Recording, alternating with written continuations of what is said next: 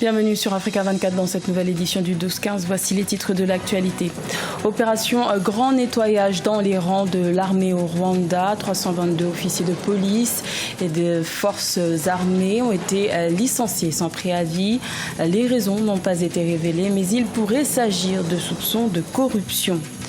Retour sur la 10e édition de la foire aux semences améliorées qui a fermé ses portes ce dimanche 9 juin au Burkina Faso. L'édition 2019 était une vitrine pour les cultures dites orphelines. Et la Fédération internationale de football association menace le Mali de sanctions et principalement d'une disqualification à la CAN 2019. En cause, la non-application de la feuille de route pour résoudre le conflit persistant au sein de la Fédération malienne de football. Mais tout d'abord, au Burundi, plusieurs dizaines de personnes sont descendues dans la rue le 8 juin pour manifester leur mécontentement contre les médias occidentaux à qui ils reprochent d'avoir donné une tribune à des opposants politiques. Ces allégations font référence à un entretien de la militante des droits de l'homme, Marguerite Barankitse, opposante actuellement exilée du Burundi. Les médias concernés sont des organes de presse francophones internationaux, à savoir RFI, TV5 Monde et Le Monde. Notons qu'en mars 2019, l'exécutif burundais avait interdit à 2 médias anglais de diffuser leurs programmes dans le pays. Au Rwanda, 322 officiers de police et des forces armées rwandaises ont été licenciés sans préavis. Les raisons de ces licenciements n'ont pas été révélées, mais il pourrait s'agir de soupçons de corruption. Le pouvoir rwandais n'entend pas accepter l'usage de ces pratiques. Reportage de notre correspondant Fratin Dake-Senga. 322, c'est le nombre d'officiers de police nationale, des forces armées rwandaises et des services pénitentiaires qui ont été licenciés sans préavis au Rwanda, comme l'a indiqué le communiqué des décisions de la réunion des membres du cabinet. Une cinquantaine d'entre eux ont été licenciés selon un arrêté présidentiel, tandis que le reste a été licencié par des arrêtés ministériels. Ces officiers ont été démis de leurs fonctions, non pas parce que c'est une décision d'un tribunal quelconque, mais par des arrêtés ministériels et présidentiels. Donc cela veut dire que le gouvernement rwandais montre son intolérance quant à la mauvaise performance de ceux qui ont le pouvoir. C'est aussi rappeler aux gens que personne n'est intouchable. Les raisons de ce licenciement n'ont pas été révélées, mais sont sans doute liées à la mauvaise conduite de ces officiers, notamment la réception des pots de vin lors de l'exercice de leurs responsabilités. Pour un pays qui promeut la transparence et l'excellence de la qualité des services, la corruption et encore la mauvaise conduite sont sévèrement punies. Je ne pense pas que ce soit inquiétant, le fait de toujours licencier les officiers qui ne respectent pas les règles. Tout d'abord, ils sont informés des conséquences, et on peut dire que c'est une façon de professionnaliser les institutions. Ensuite, je pense que cela sert de leçon même à ceux qui veulent intégrer ces institutions. Tout le monde devrait en être fier, car c'est une sorte de protection, surtout pour le citoyen lambda.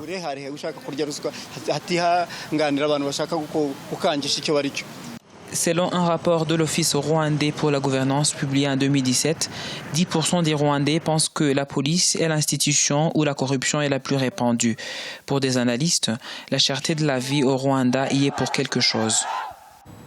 L'ancien président béninois Thomas Boni Yayi n'a pas pu être auditionné par le juge d'instruction le 7 juin concernant l'enquête sur les violences post-électorales. Les avocats de l'ex-chef de l'État ont évoqué des raisons de santé en s'appuyant sur un certificat médical. Reportage de notre correspondant Lefti Ounou, commentaire Fanny Mounichi.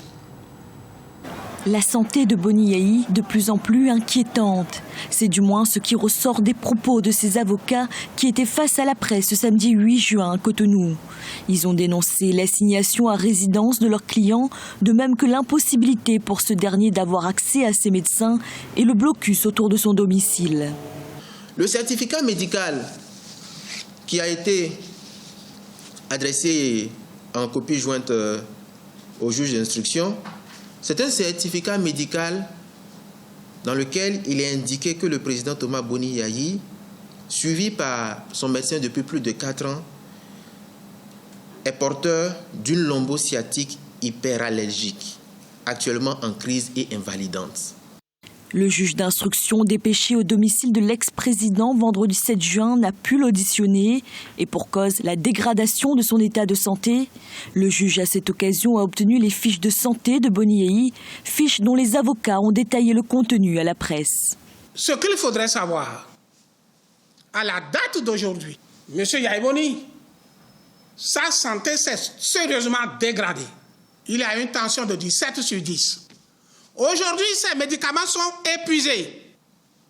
Tous les jours, à partir de 4 heures du matin, M. Yayi Boni ne dort plus. La crise sciatique.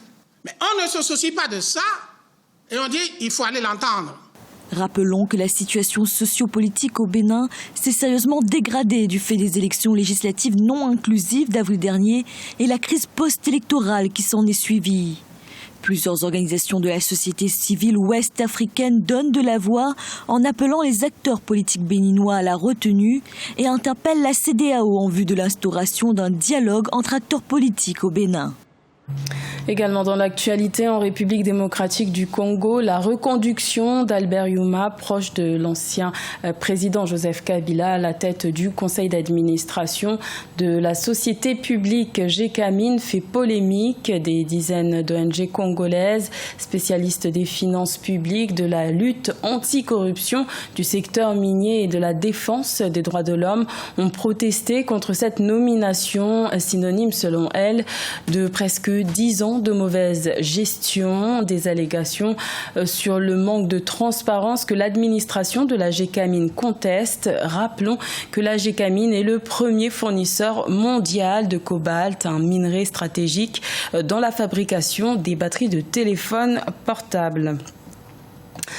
La 10e édition de la foire aux semences améliorées a fermé ses portes ce dimanche 9 juin au Burkina Faso, un événement qui avait pour thème problématique de la production des semences des cultures orphelines et de niche dans un contexte de changement climatique.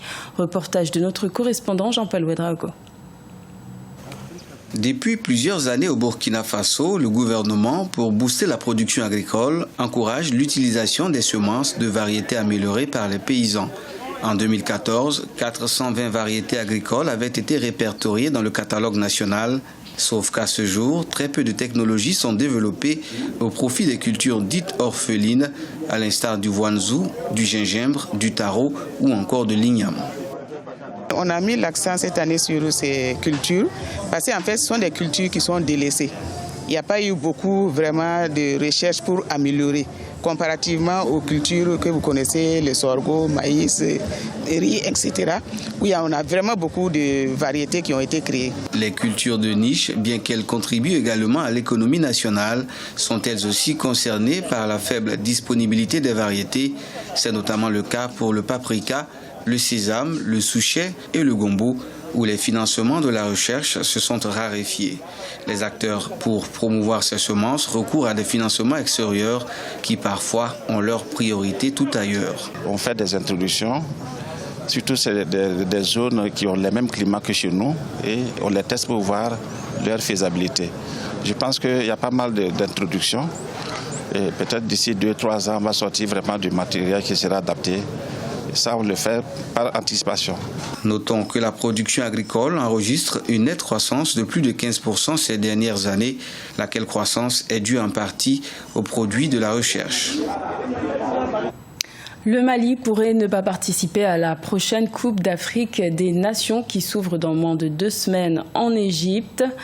Malgré sa qualification, la FIFA menace de sanctionner la Fédération malienne de football à cause de la non-application de la feuille de route de mars dernier pour sortir l'instance malienne de la crise persistance. Plus de détails dans ce reportage de notre correspondant Mokhtar Baré. Le 18 mars 2019, la FIFA a dressé une feuille de route au comité de normalisation pour la reprise du championnat et la tenue d'une assemblée générale devant doter la FEMAFOOT des nouveaux comités exécutifs. Aujourd'hui, c'est le statu quo. Même si le président de la CAF, Ahmad Ahmad, n'a pu effectuer le déplacement de Bamako, son message ainsi que celui de la FIFA est un message de colère.